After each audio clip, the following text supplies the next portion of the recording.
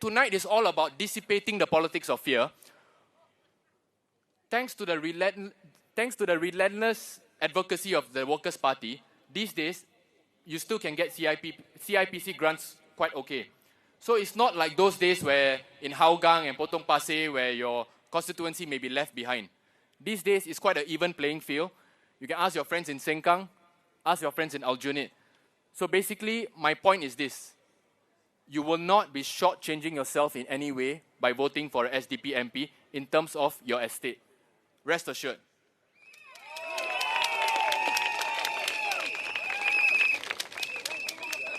The other thing is this, okay?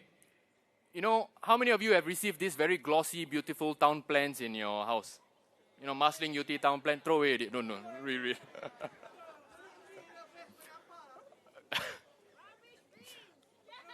Okay, what I suggest is, if you go through the list of things on the list, right, you will realize that many of these things are not PAP initiatives, but government initiatives. So your MRTs will still be there. Your CCs will still be built, right? So don't be misled into thinking that if you vote for opposition, all these things you won't get. Trust me, you will get all those things and a lot more. Now, Mr. Lee also called for Singaporeans to reject racial and religious identity politics. But it was not the SDP who came up with the CMIO classification. No opposition party ever called for racially based self-help groups. And the Ministry of Muslim Affairs was not set up by anyone other than the PAP. While the main purpose of the ministry is to administer the affairs of MUIS, which was previously housed within MCD, there is no question it is a government body. And if the government wants to take on the leadership within the Malay Muslim community, it is only right that the people hold them accountable. Now, recent events have made Singaporeans question the ability of the Singapore government to be fair in handling sensitive matters affecting the community. So it's natural for the community to feel upset if they think their appointed leaders are not doing their job. They do not need foreigners to tell them when they see with their very eyes. In fact, the accusation that any questioning of the competence of government-appointed leaders by the community is a sign of disloyalty to Singapore is divisive and unfair. As we've seen time and again, the PAP leaders, like the rest of us, are not perfect. If they cannot handle the concerns of the Malay Muslim community, or any community for that matter, they need to admit it and listen to the people, not turn around and blame the people for questioning them.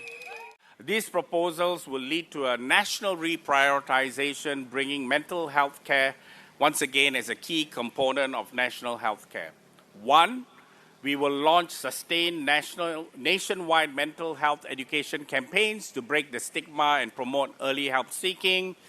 Two, we will build community-based wellness center with a focus on our youth and young adults, accessible hubs for care, counseling, and crisis support. Three, to tackle the growing problem of workplace stress, the SDP will advocate for formal mental health leave and flexible working arrangements. Four, we will expand financial support schemes to ease the burden and support of caregivers.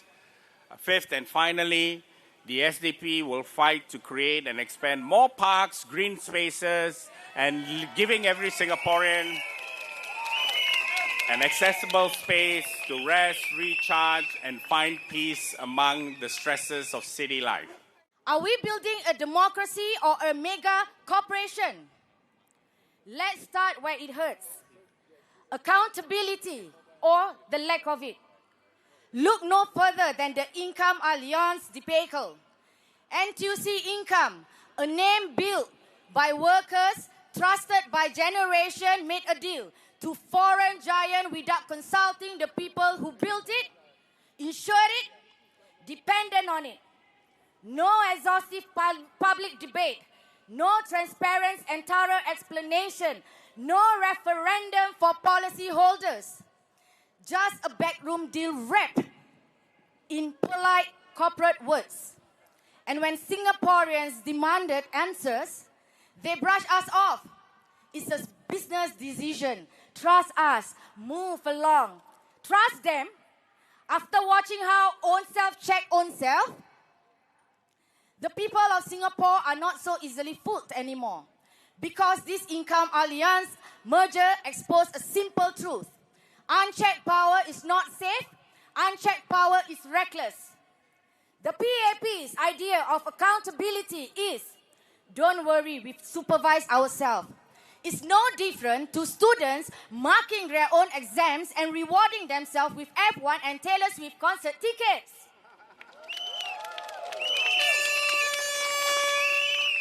Well, guess what? With Income Alliance, they didn't just supervise themselves. They own self-checkmate own self. Education for thriving, not just surviving. Focus on joyful learning, not just test taking. Let children explore and grow. And while we're at it, let's support the educators, the teachers. Let's create a Marsiling-Yew Tee where every resident is valued, heard, and empowered. Where we all will thrive and not just survive. We are a nation of educated people. We have good and committed teachers in our schools. We are the envy of others in the world for getting very good education. And after 60 years, we the people can surely use our minds to think and our eyes to see. And what we see in our country, run by a bunch of rich elites, serving the interests of each other and their rich friends for far too long. So please, don't look down on us and tell us that we will play with our votes. No, we will not play with our votes.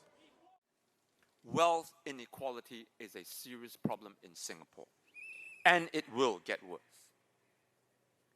If we don't elect enough opposition MPs in this election, you can be sure wealth inequality will continue to widen. Singaporeans are not dumb, nor are we irrational. We know unfairness when we see it, and we reject the inequitable way that we are treated in our own country.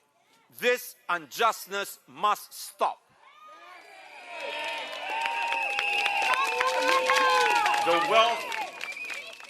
The way wealth is generated and accumulated will ultimately render our society apart.